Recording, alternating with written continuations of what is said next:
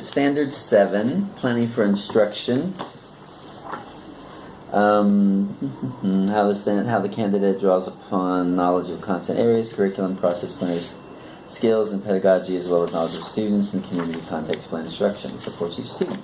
Okay, so this was a follow-up lesson to me. It seems like you'd already done. This is a writing lesson, which, of course, is what most of your lessons have been on because of the way that we platoon at this school this year. So you're the writing and the reading teacher.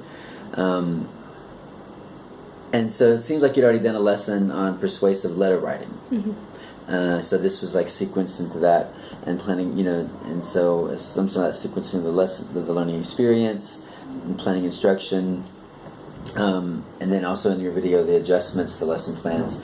I think that came through when at the end when you were doing your conferencing with the students, because that's where you get that differentiation.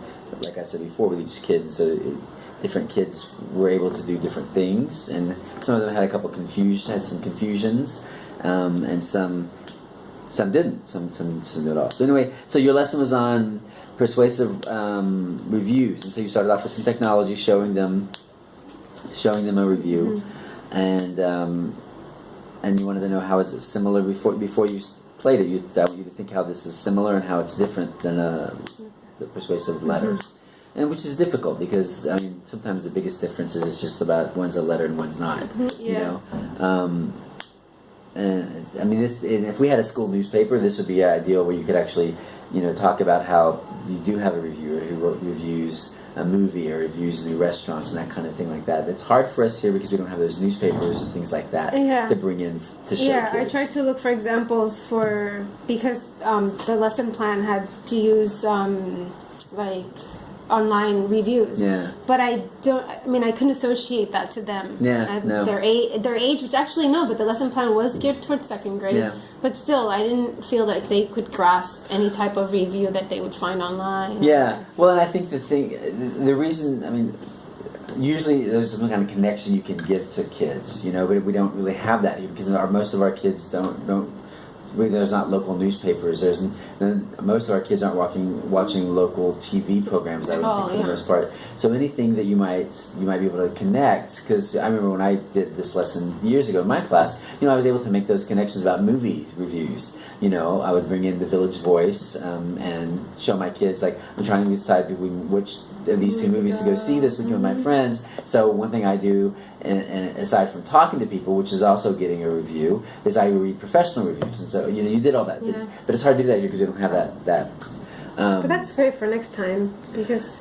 Yeah, but you're still not going to have it. But you can still use those sources and try to... And like I said, this is where you could really bring in, if we had a school newspaper, where they would do that kind of thing, like, because you would have a column in there by somebody who's reviewing the new game, new apps and new games, all these kinds of things that kids actually are part of, but they don't necessarily recognize it that it's always a review.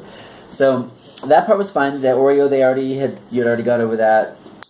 And the one thing I would say about that beginning part, is I think you probably spent a little too much time with that connection, talking about the Oreo stuff, because then you had the video. Then you had would have used the video as the connection. I probably would have just said, "Hey, yesterday we worked on the Oreo. Remember this?" And I showed you how to write a persuasive letter when you're trying to convince somebody to do something. We tried to convince Mr. Williams to get a dog, so he wrote this letter. Just and then I'd go into this other thing. Okay. But it was a fine connection. My connections take too long because I always feel that I get self-conscious about... You're trying to add in all this additional information to make sure that the lesson you teach is going to be clear to the kids. And that's what you do. Vincent gave me the same feedback. Yeah, but it's natural, I think. I think I sometimes make my connections too short. They're just because I'm like, there's sometimes not a connection because I'm trying to get through it to the teaching point. So it's just something to be aware of. The comparison part, the pizza thing. I thought the lesson itself was fine. Now the one thing I did notice that a lot of your kids were then writing reviews of how pizza was their favorite food. So and that's maybe this is the first lesson, so you want to make that okay. I used to always tell my kids, on certain things, like when it was persuasive stuff, I would always tell my kids, you can't write on the two things that I'm writing on. Other things they're going to, like when you do your first small moment, kids are gonna like, oh yeah, I'm gonna put the part two, or whatever. But when it comes to this, I'm like, well, no, you can think about that. It's just you thinking of two things you like, or one thing you like is a food. That's not too hard for you because you're going to do that. Okay. So, because then you don't really know that one boy who did pizza, Italian food, hot dogs. Like obviously he doesn't get it.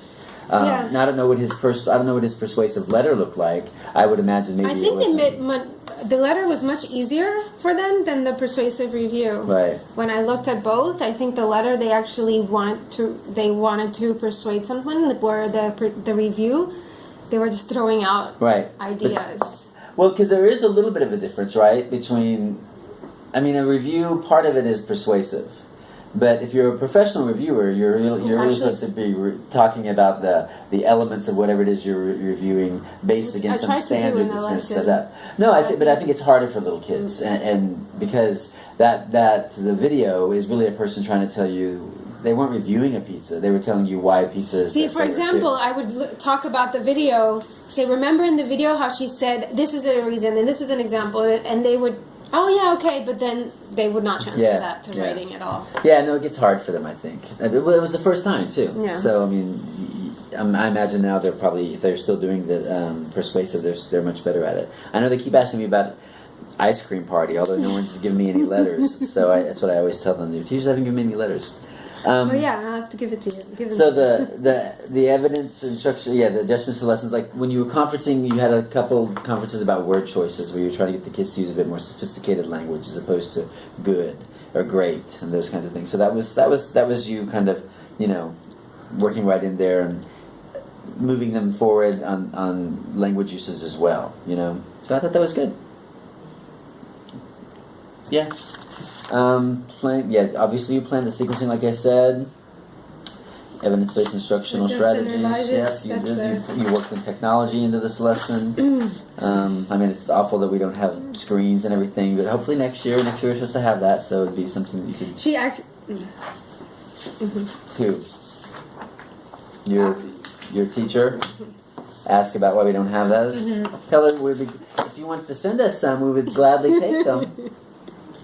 But we're doing that for next year. So everybody should have a projector and a document camera in their classrooms. Yeah.